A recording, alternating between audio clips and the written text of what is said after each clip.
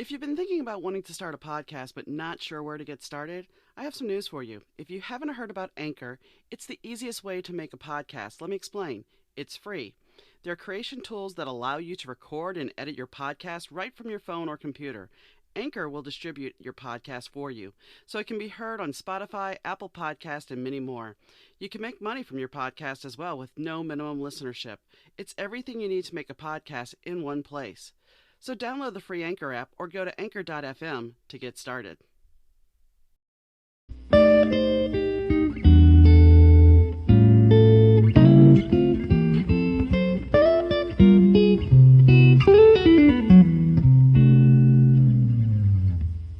Hi gang, Donna here. Today I have the pleasure of speaking with Warren Tuttle. He is the author of Inventor Confidential, the honest guide to profitable inventing. Warren has learned that it is better to be honest in business in order to help others grow through open invention and secure retail interest in their consumer product inventions. He says that there are too many unethical companies who simply take inventors' money and don't get results. Warren has learned that it is better to do life. This is a better way to do life and business by being ethical than unethical. So hi, Warren. How are you doing? Welcome to the show. I'm doing great. Thanks for having me. So let's talk a little bit. I was on your website. I didn't notice that you really invented anything. Is that correct? I am not a very good inventor. I'll be honest. Have a long career in product selection. I used to be a buyer at a New York City department store. I had my own retail stores for many years. I was always good at picking out new products. Like, for instance, are you familiar with the Nespresso coffee system, for instance? I launched that in America in the mid 80s Nice. in my store. I've selected. So I always had a good eye. I have a good rapport with inventors because I know the marketing and business end, but I am not an engineer. And I have tremendous respect for those who are. My own attempts to invent have cost me a few bucks. but you understand the process. That's where I guess I'm going, because if you're going to help other inventors, you kind of have to understand the process, correct? Yeah, it's true. I'm a little bit like a little league baseball player that couldn't hit a curveball. But having said that, I am very, very involved in the process. I'm very knowledgeable about sourcing, fulfillment, marketing, all the things to take it to market, and also how to evaluate the worth of the product and so forth. So, yeah. That was one of those things I noticed also on your website. It talked about how you helped launch several products, and one of them was, the quote, overnight success. My question is, was it really an overnight success, or was there a lot of work behind that and a lot of push in a few years, not just, one day, boom, everything hits? Yeah, there are no shortcuts. And that's one of my little pet peeves, to use an old high school expression, for people who try to sell inventors on the fact that, gold mines and millions are right around the corner and it's very easy. All you have to do is sort of come up with an idea and send it in. It just doesn't work that way in real life. I'm not saying it's completely impossible. There are people that win the lotto, so I can't say that it never has happened. But my book is pretty much dedicated to doing things the good old-fashioned way. Those overnight successes usually take years. Inventors are very similar to artists in a lot of ways, very similar to musicians, book writers, artists. Usually it isn't your first hit. I think Jack Nicholson did, 10 or 12 years of movies before he was discovered, Yeah. It takes time. And I think, everybody's hot right now. TikTok has those yoga pants, and that was just a big thing. The thing about blowing up that quick is you also crash really quick. Yeah, that can happen. It's like a drag race, and you aren't always in control of your destiny. So I like to say inventing and innovation is organic. I have a line in my book. I said, "Are you a biologist or a chemist?" I am not a chemist. Chemist is someone who puts ingredients together and expects an outcome. Biologist, you plant a seed, it grows. Hopefully, you plant a lot of seed, and then you focus on the ones that are growing. And that's a little bit more of the invention process. Get it started, see where it goes, drop the bad ones, focus on the good ones, and move ahead organically. And that's important. I mean, I want to go back to, and I know you know this, some of my listeners may not, but the pet rock. I mean, I remember seeing the pet rock and I thought, and I was a kid then, I remember looking at that going, that's pretty cool. But I was a kid. As an adult, I'm like, that was some really marketing genius there. A rock in a box? It was. I like to say that inventors solve problems, and most good inventions are a problem solver. But I will also put the caveat in that they can improve your quality of life. Now, if it makes something easier, like if you could invent a lawnmower that would do the lawn in half the time, it's going to give you more quality of life. But there are those things that, like the pet rock, that just brings a sort of a soothing calm over, especially those of us who have a lot of high-strung anxiety. So I guess there's value to that, and it must have appealed to enough people. I don't completely understand it, but I do give them credit. Yeah, I mean, as a kid, I was like, well, why wouldn't I just go outside and get a rock and call it a pet rock? But clearly, we're thinking too much. Clearly. But that's the thing. It's funny. I've had products which I just thought were going to be a sure hit, and others that came out of nowhere. So sometimes you don't know at the end of the day. That's why you do have to do a lot of consumer testing, and you really need to vet your marketplace. But somebody must have done it. I can tell you, with the what was the robe? You mentioned it before. The one that was the big hit. The robe that the yoga pants with the butt on TikTok. The one before anyway, they did a lot of testing before they rolled that product out. I'm sure TikTok's a little bit more organic, so it's probably a little bit more useful where people just charge into things. But I can tell you on some other things that you would be surprised with, they didn't just come out of the blue. They do a lot of testing behind the scenes to see what consumers will buy before they roll those things out.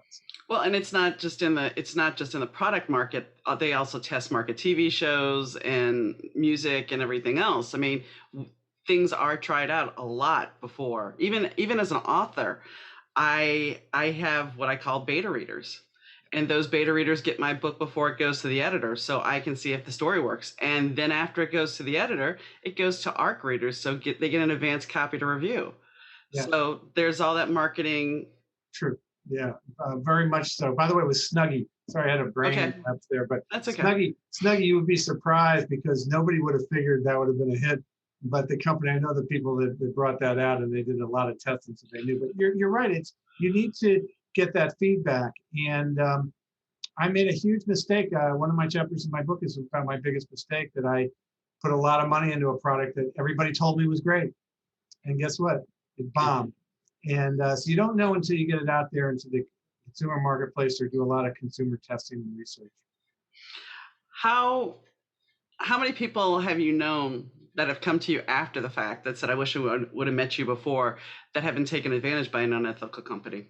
Oh, hundreds and more. I mean, I meet and for some reason connect with a lot of people. I think it's because I run these open innovation programs for multiple companies, and then my sort of place with the United Inventors Association is a large nonprofit, and so people come to me. I oftentimes will get 20 submissions in a day, and I do try to take time out to help people, and I get it all the time. It's eventually why I wrote the book, because I, wanted to tell the full story, but people do seem to appreciate it, and now that the book is out there, I'm getting a lot of nice. America is great. You get thank you notes. I mean, there's always some jerks. The vast majority of people are wonderful and are sending nice thank you notes to you. So I do get that a fair amount. Nice. So I'm not going to name names of TV shows, but pretty much anybody's going to know what I'm talking about. There's a TV show about inventions that's been pretty widely popular. How do you feel about that? Is it a worthwhile thing, or is it just kind of infotainment? Well, it's very interesting. I remember when it started. And we're at the UIA, we're a nonprofit, we're very pure, okay? We're as lily white and pure as the day is long, We sort of see the bad in everything. And so when it first came out, the question I had to ask myself, does the show exploit people? And sure it does. And then you have to ask yourself, are people willing to be exploited, and is there a benefit to being exploited? And the mass popularity of the show is absolutely. So The show, to some extent, is not entirely real. It's entertainment. I don't think I'm saying anything out of school, because when you watch it, and it's been taped, many months previous to when it airs, people are sometimes given offers or bids, or they make an agreement, and those agreements don't necessarily materialize. So they may not be real. So there's some entertainment value, and then even if those deals go ahead, the products aren't always successful. So we don't always know that. So in terms of the mechanics of it, I could be a little nitpicky about some of that. But I just had a good friend that was on the last episode of the year, and he got a deal with Damon John, loves Damon. They're doing things together. Nice. It really encouraged me. I know Aaron Krause, who did Scrub Daddy, which was a big success. So there's a lot of good stuff that comes out. And I would say at the end of the day, it's a very competitive environment. And for anyone that can get through that process and get on the show, you will have stories to tell your grandchildren. So overall, I think it's a good thing. Well, there's that old adage of no press is bad press. So, I mean, it's exposure, like you said. And, if you want to take it back to Andy Warhol saying everybody's famous for 15 minutes. So if you can get yourself out there, and it's free marketing. No question about it. It's very, very competitive today. Where it used to be thousands applying, now it's tens of thousands. Wow. And my friend who was on, Chris Guerrero, had to actually quarantine for 10 days at a hotel in Las Vegas, in his room, couldn't leave his room for 10 days. Wow. Because it was right in the middle of COVID. So, but the show is immensely popular. It's really hit a chord. I watch it, but not all the time, because frankly, it's what I do all day long. And I usually am looking things through a little bit different prism. And I do try to, give a little bit more feedback to people and so forth. I also have only certain areas of expertise. I stick to housewares, hardware, and direct response television products. I don't try to be an expert on everything. And that's better. I mean, it's better not to say you're an expert in every field, because then you come up short. So it's better to know your niche. Yeah, exactly right. And there's just so many people that weigh in on things they're not familiar with. I like to stick to what I do, because I have more confidence in telling people this is not going to make it. Save your money and put it into something else. So many times people who help inventors sort of prod them along, and they're clearly on the wrong track. And after they spend thousands of dollars, they come to me with something that never should have arrived at my doorstep. And I'm the one for free that has to tell them it's not going to make it. But part of what I've learned to do over the years is how to say no in polite and nice and hopefully positive ways, so that people can take something out of it. And then let's face it, many famous inventors have worked on many projects, many of which have failed, and it's only those one or two that made it that people hear about. So watch your money and keep up the hard work. And that has to be very hard for you, because I'm sure you build a relationship with some of these people, a tight relationship, and then to be able to have to tell them, I'm sorry, this isn't going to work. It's very hard, but it's like jumping into that cold pool in the morning. You just do it, and the quicker you do it, and the more upfront and the more honest you are, and the quicker you have that dialogue, the better off I think that you are. There's usually 8 or 10 recurring reasons why a product may not make it. They might include, it's been done already. Have you checked Amazon? To, you've solved the problem, but it's only a problem for you. No one else really cares, to, you need to do more research and vetting. And so I try to pick out the appropriate recurring themes and let people know in a positive way. Sometimes those emails go back and forth, but usually people are wonderful. And then there's always someone who, I sent out 6,000 emails recently about my book, and I got an email back from a woman that I helped in 2012 who was cursing at me, told me to take her off the mailing list, and that I was the scum of the earth and blah, blah, blah, blah, blah. And I went back and I looked at our email exchange. It was because she only had an idea, and I told her that it wasn't going to make it to market, and we went back and forth for 8 emails. This was like 9 years ago. So she still has this pent up, So I have it up on the wall just to remind me that no matter how much good you do, not everybody appreciates it, and keep your feet on the ground and your chin up. But I try to do it in a nice way that people do not get upset at the end of the day. But people need to hear, and that's part of my role Yeah. I'll give you another great example, not that you asked for one, but one of my biggest failures was a saucepan stirring device. Okay. You can read about it in the book. I helped invent it. I helped with an engineer put it together, and it went on a pot. It had adjustable arms, had a drop-down paddle. It could stir risotto or puddings or soups or anything that requires stirring, so that you could be freed up to do other things in the kitchen. We sold 100,000 pieces at a show to get started. Everybody loved it, and then it bombed entirely.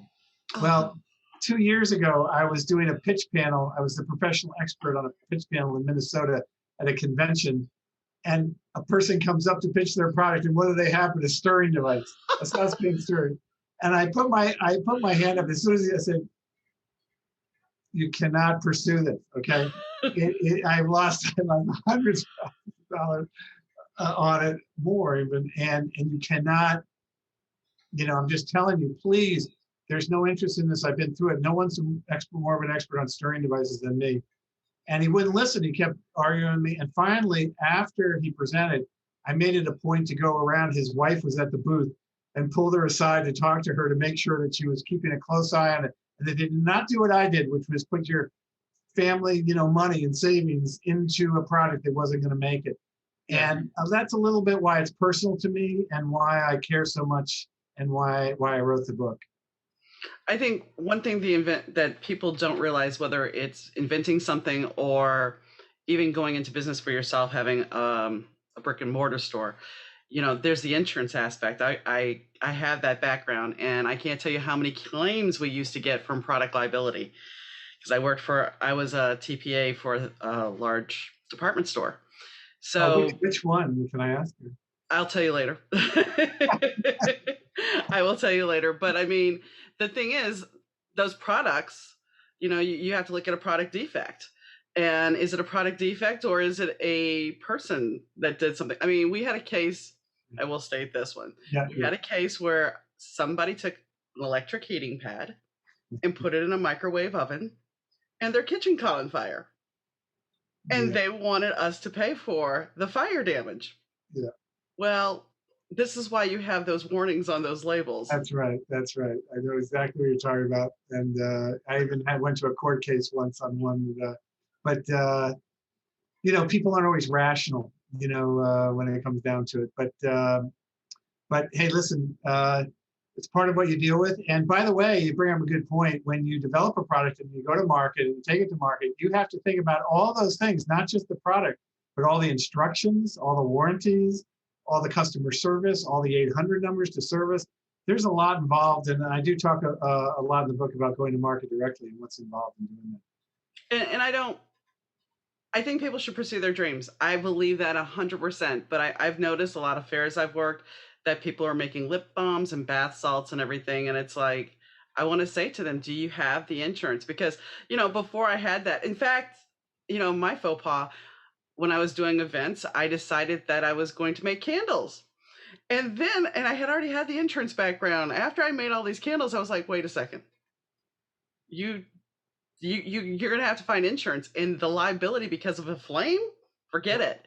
So I decided not to do it. But there's so many people that don't look at that aspect. They think I make the product and I put it out there and whatever happens, happens. But like lip balms, if somebody puts that on and has an allergic reaction to it, there's an issue. Well, that's why you probably want to license your product to a bigger company that can take care of that. But funny you bring up candles, because one of my first projects when I was helping inventors was a woman from West Virginia who invented a self-extinguishing candle, because there are about 20,000 home fires a year because people don't blow out their candles. I always wondered, I did some research. Why don't people blow out their candles? Well, it turns out they light 10 or 12 candles around the house. They blow out 11 of them and they forget about, one. So I actually went to Yankee Candle up in Massachusetts and pitched the product and I learned a lot about the candle business. Interesting business.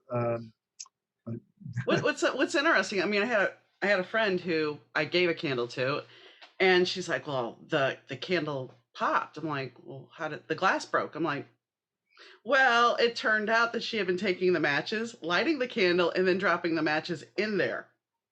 Yeah. So at a certain point, you have way more than the little flame. You have this fire. Yeah. So that exploded the glass. But it's one of those things where people, even that, I was at Kohl's once, and this lady was returning candles. I know. How do you Like return? she had burned them, right? She had burned them, and there was black soot around the glass. So she wanted to return them, and they You know what's returned them. great? You know what's great? Because I used to be an assistant store manager.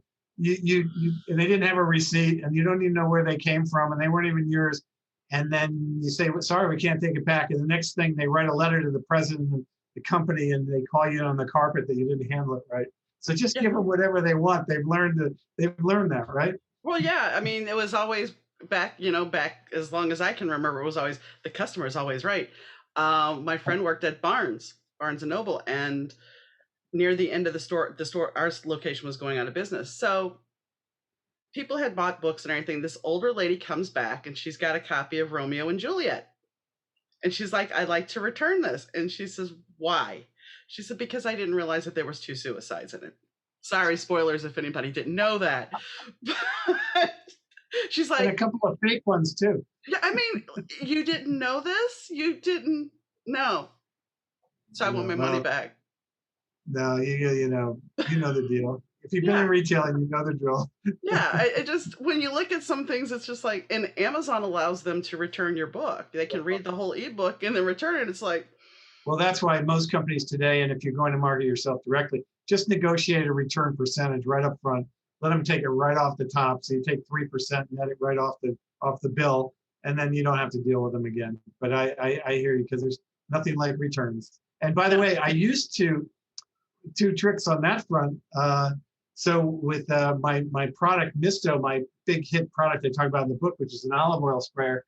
I don't know if you can see it here. Sorry, the lights. there we go. Okay. But, we pulled, since you know retailing so well, we used to sell it to Bed Bath and sell it in retail at $19.99. If anybody broke price, we'd have to yell at them because Bed Bath would want markdown money.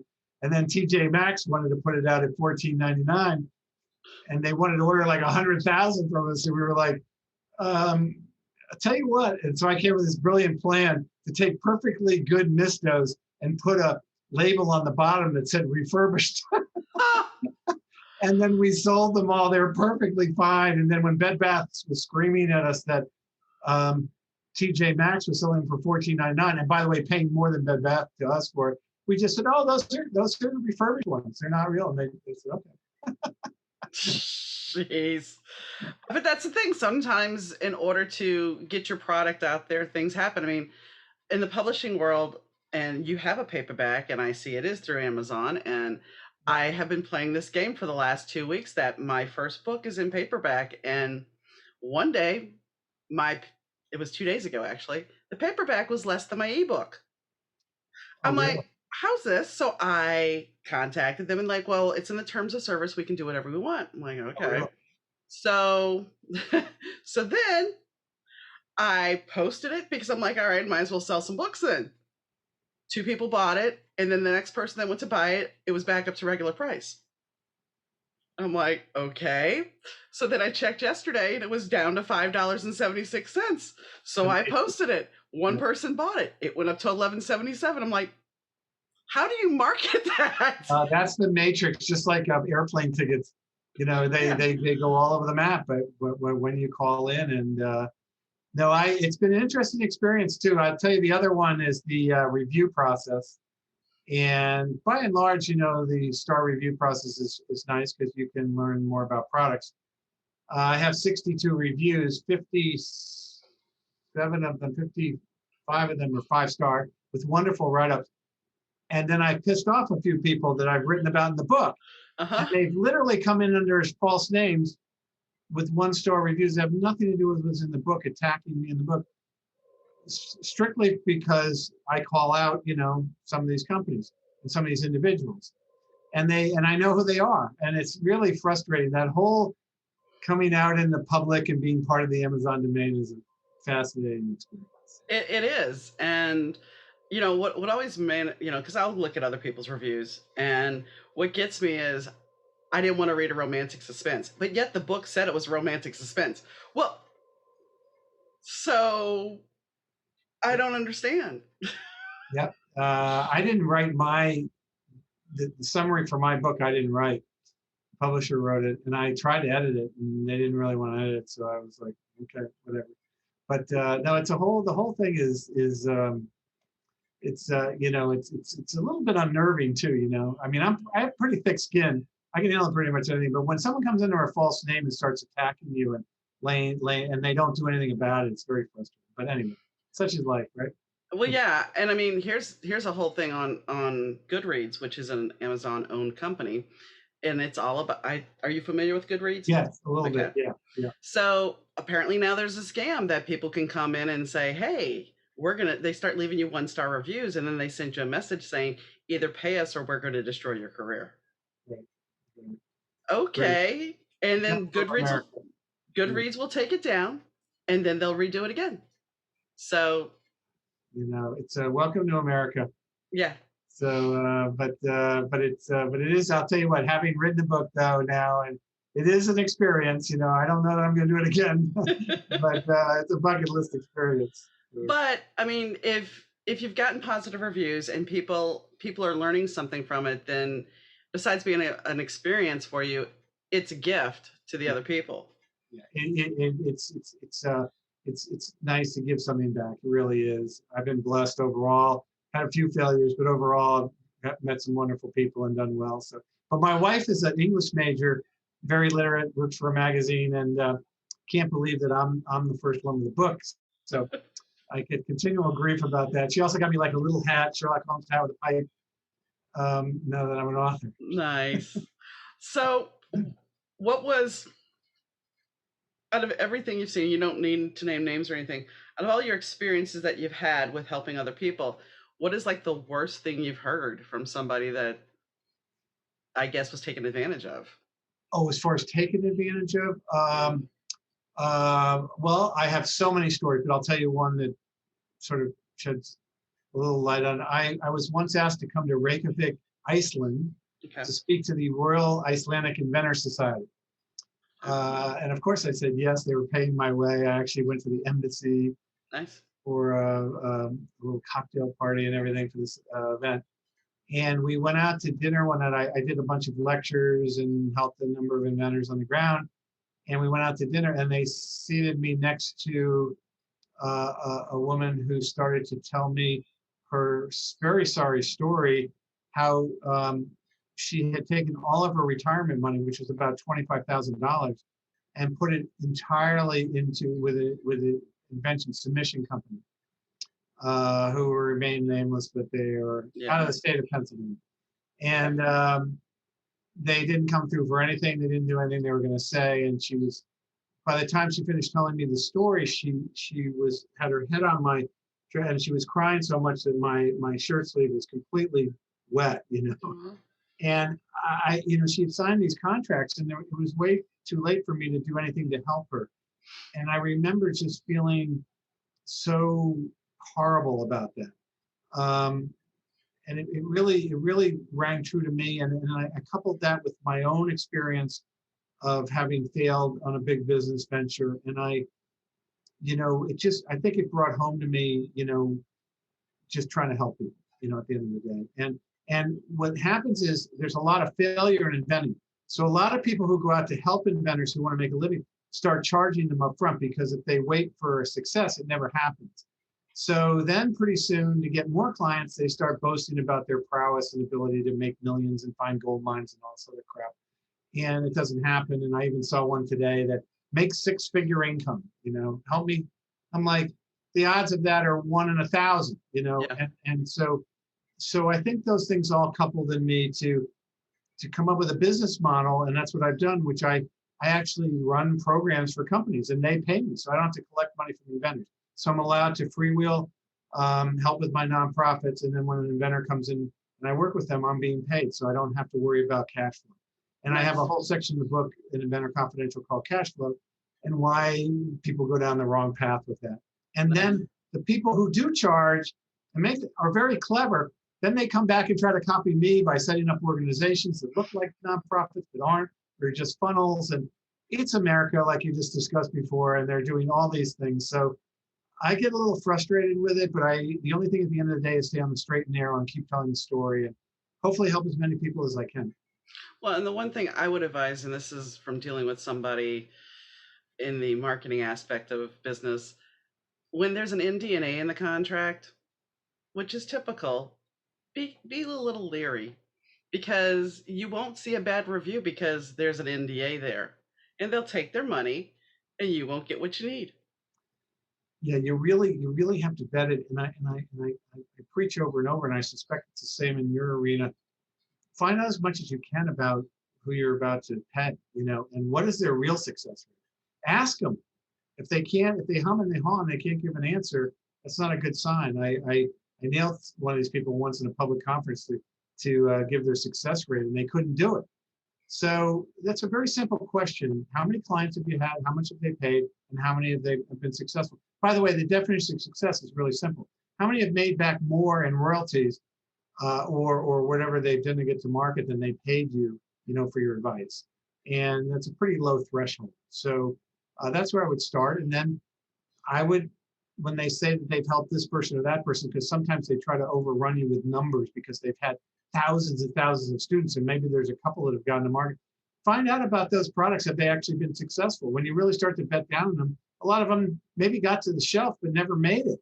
So the odds are long. I don't want to discourage anyone, but just have your head on a swivel and be ready, because It's true though, because I mean you can go to somebody's website and the website looks totally legit, but if you really start digging, you may find holes in that image, and it makes you very aware. that's right. So You have to dig. You got to dig. You got to be curious.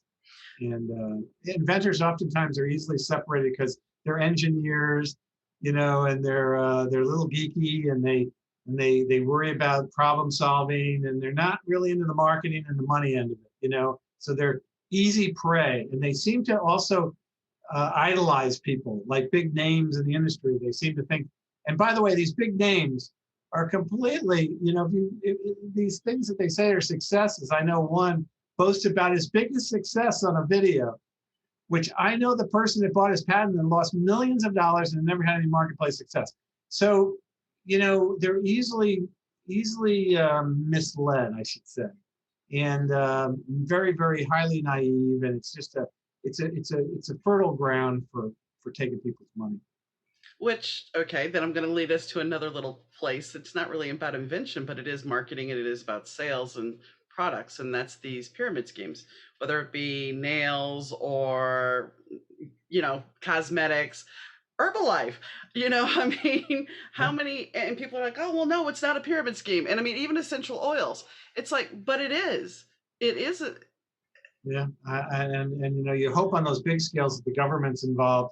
Problem is with the inventor world, it's too small and under the radar. There are rules and laws, but nobody's really out there policing it. But hopefully those big guys, you hear investigations someday because you're talking about millions, if not billions of dollars. But yeah, it's the same for weight loss programs. It's the same for property flipping.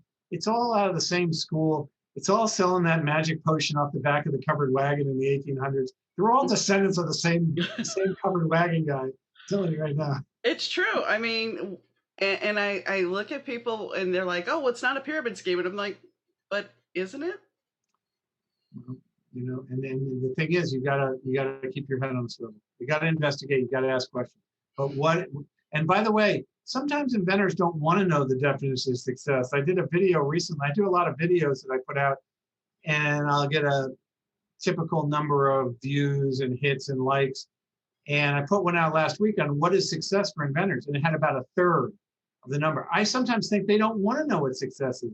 They're so engrossed in just the game and inventing something that when it comes to prime time and making money, they don't sometimes really want to, I think, subliminally. I don't know. It's really weird. So, well, if we have to define, for some people, this isn't, I think for some people, when you define success, it puts more fear into it, because what if it's a more tangible thing that I may not make this, and that can take the wind out of somebody's sails. Real fear. You're right. It's fear of failure. You're right.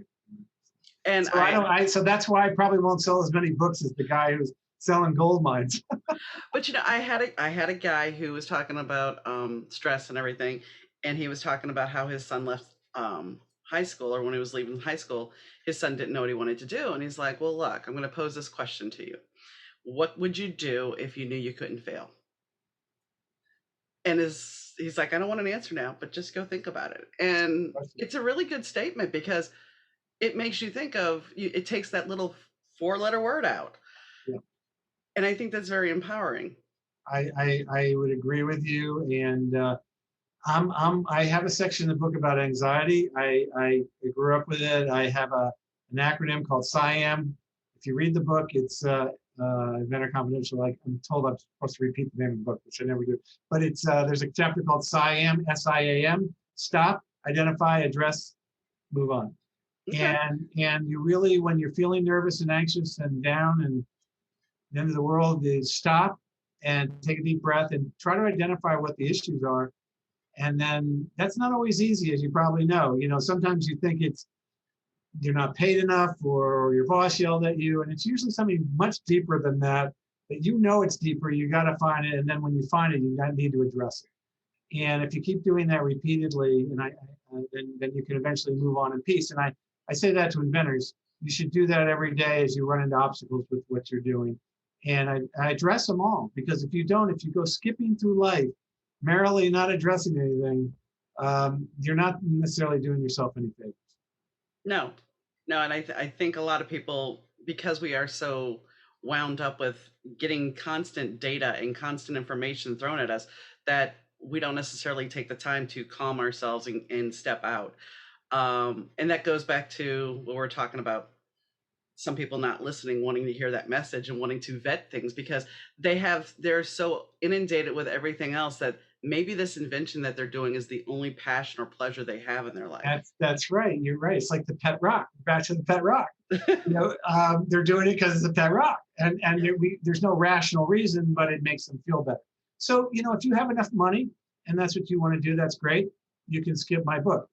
But if money matters to you, and it also gets into that subject of fear, as you were talking. It made me think again. Fear. Anxiety, the best definition I ever heard of anxiety is fear of the unknown multiplied by how important it is to you. So anxiety is fear of the unknown. You don't know what's going to happen, but is it important to you or not? If you can relax and it doesn't matter and the money doesn't matter, you're cool. But if it matters and you're stressed, you got to break it down. So the antidote: stop, slow down, identify, mechanically move ahead. So. And I think, you providing this book, the Inventor Confidential, I think that's actually something that is needed, because if you have an inside track to be able to help somebody and give them information on how to build their product, how to do this, then there's an audience for it. Because, I can't tell you how many times, something broke in my house. Oh, I'm going to go on YouTube and I'm going to look it up, and right. I learned how to fix it. May not be perfect, but I fixed it. I love those YouTubes. I love it. Yeah. Well, there's so much information today, and exactly. And then of course, it's harder to vet. It's almost harder in a way today. Yeah, I mean, there's certain things that you look at and go, well, there's no way that's going to work. And if they don't show you the whole video, then yeah, this is true. It won't work. But if you're paying attention and you know exactly what information you're looking for, such as if you're an inventor and you want the inside scoop, there's something there for you. Well, absolutely. And I'm also involved with the United Inventors Association. We're a nonprofit. Just Google United Inventors Association. We also have many, many videos and from really well-intentioned people that are trying to give back. So there's a whole bunch of resources for people if they really want to take the extra all free resources if they want to take the time.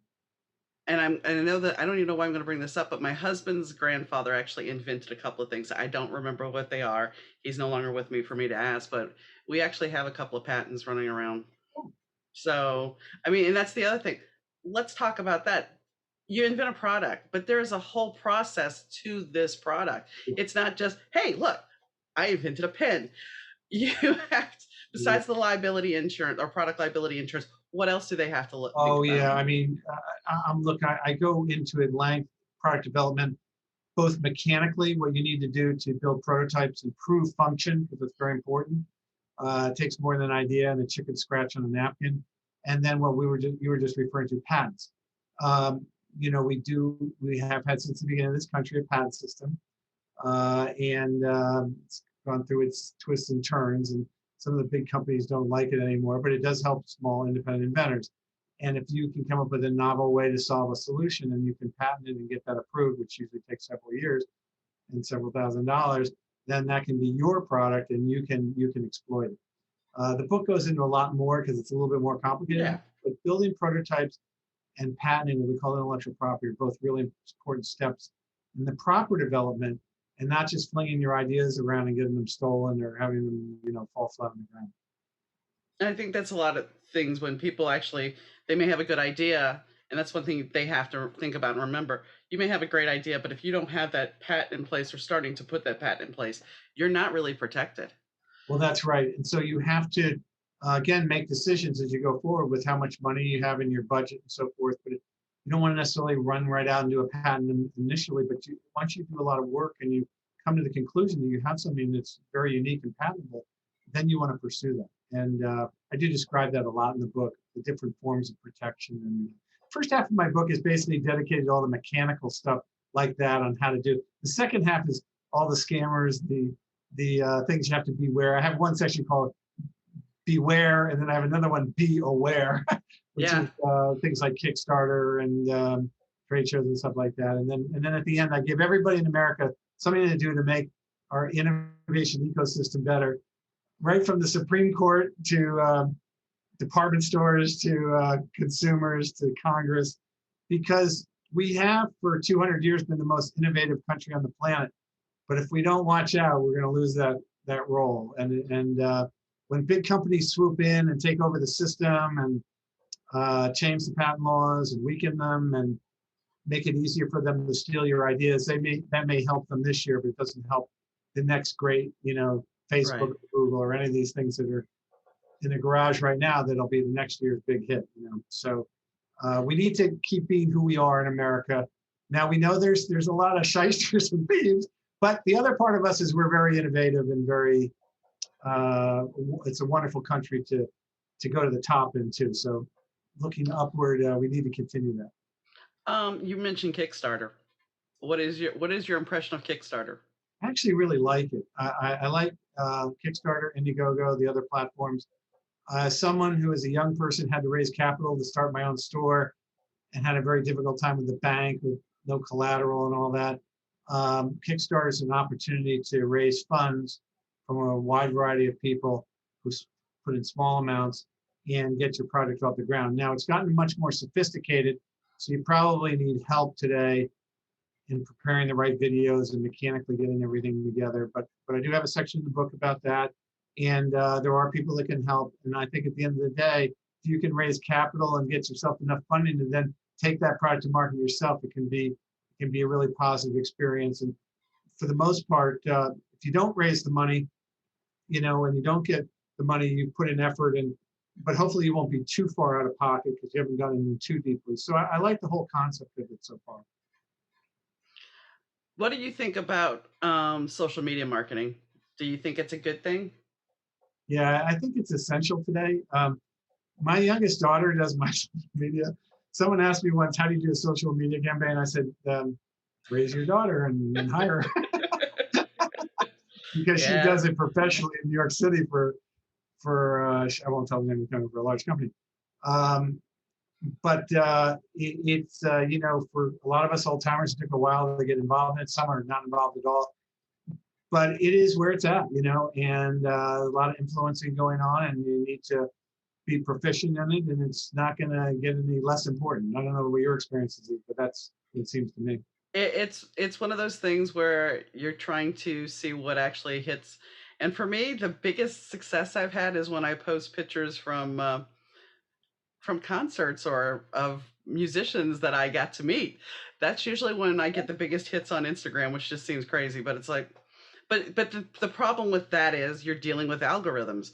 So, you can post about your book, you can post about your podcast, but it's all about the algorithm.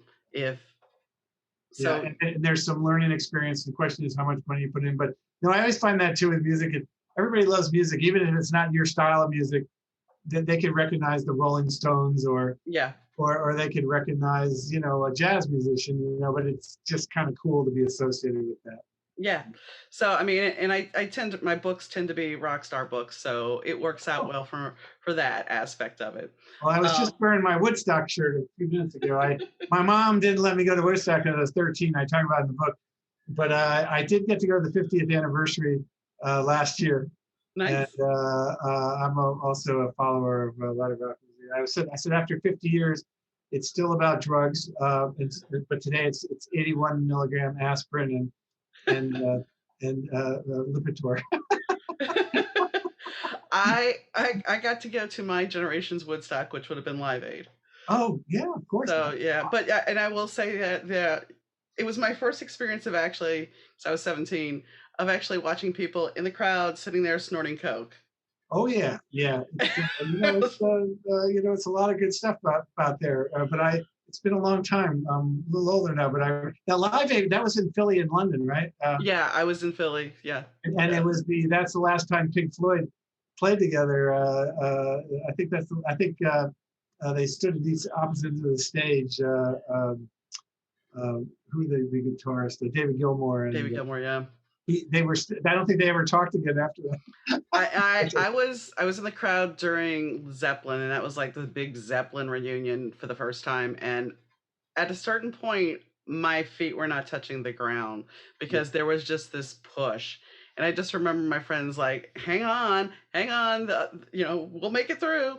And the funny thing about it is, apparently Robert Plant was so upset with the way they sounded that it's not even on the actual disc Oh that they really? released for Live Aid. Most of it Really? has been cut. I think there might be one song, but most of it was cut because he really hated the way they sound.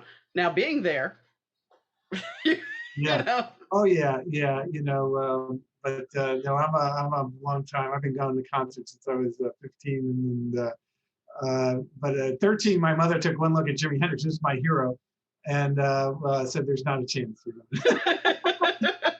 you're like, come on. Yeah, why not?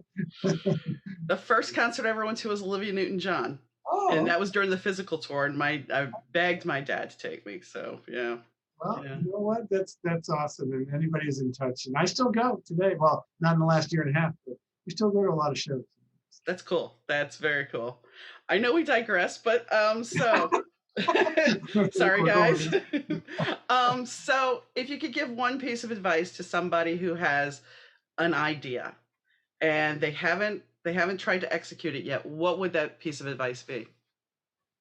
Um, Thoroughly vet the idea, and not just with your friends and with your family.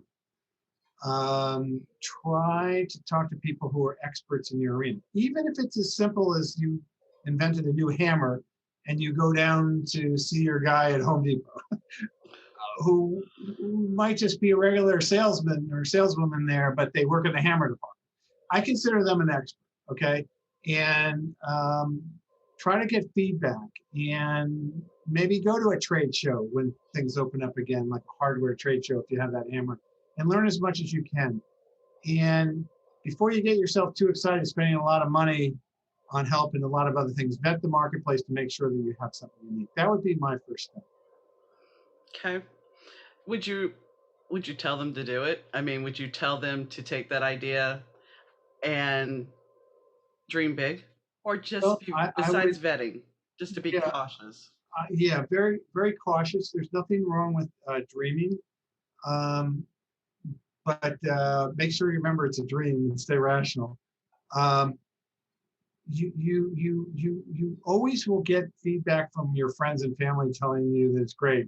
You take that hammer, I guarantee you, if you take that hammer and show it to your mom or your brother or your one of your friends, they're going, oh, that's awesome, because they want you to feel good and they want to get away from you as quickly as possible. What you need to do is get more validation that you're onto something interesting, it's something really unique, and it really solves a problem.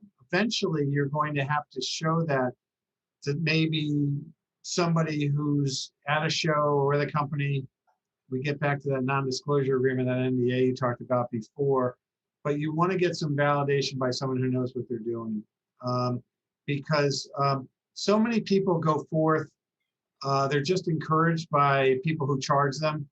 I remember once one of the submission companies, somebody as a joke took a straw, put a piece of spaghetti in it, and sent it in as a pasta saver, and they got a letter back saying, "Oh, that's a great idea," And you got to get beyond that, where you have confidence that what you're working on is unique and appeals to enough people.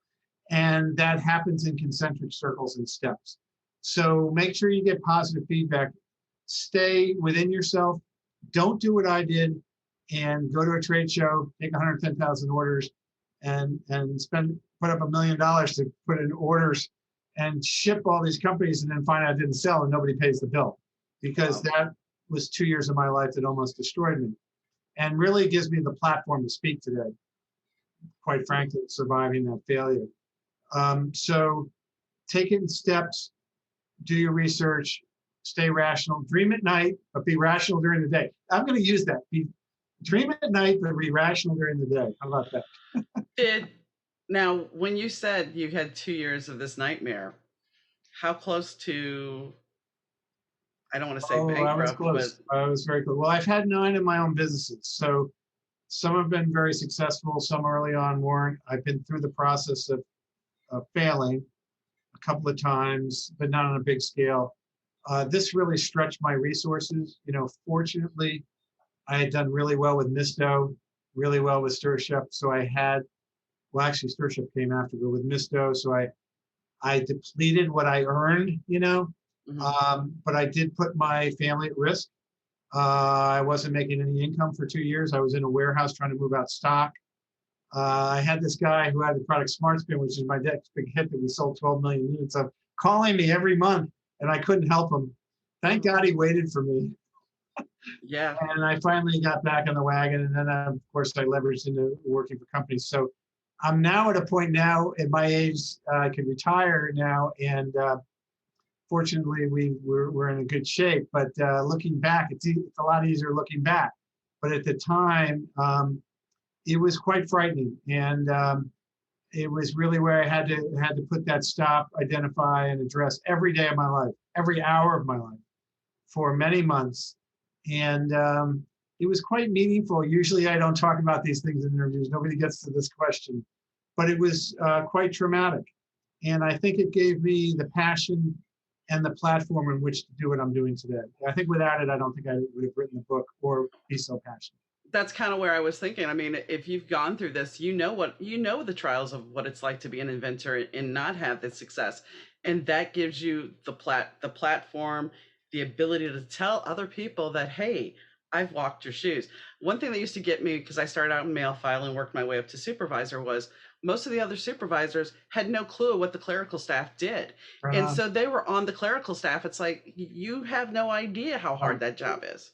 No, it's so true. And I'm a mechanic really at the end of the day. I mean, I love people and love the sales part, but I'm really a mechanic. I started as a department store buyer, assistant buyer. I worked in the stock rooms. I had to price goods, source goods, mark them, do markdowns, handle those customers that came back in that, were not happy.